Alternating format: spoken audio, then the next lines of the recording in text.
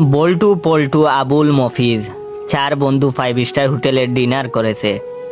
Dinner শেষে 4 জন বিল দেওয়া নিয়ে তর্ক করছে। এ বলে আমি বিল দেব, ও বলে আমি বিল দেব। হোটেলের ম্যানেজার এই কাণ্ড দেখে মনে মনে হাসছে আর বলছে, পৃথিবীতে এখনো এরকম বন্ধুত্ব দেখা যায়, বিশ্বাস হয় না।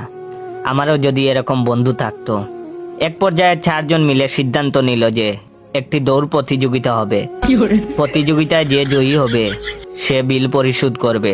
হোটেলের ম্যানেজার হুইসেল বাজালো। 4 জন একসাথে দৌড় দিল। ম্যানেজার তাদেরকে উৎসাহ দিতে লাগলো। সেই যে তারা দৌড় দিল আর ফিরে আসেনি। গল্পটা আজ থেকে 50 বছর আগের। ওই হোটেল ম্যানেজার এখনো বাঙ্গা হোটেলের সামনে দাঁড়িয়ে আছেন। উনি ভাবছেন ওরা আসবে বিল দিতে।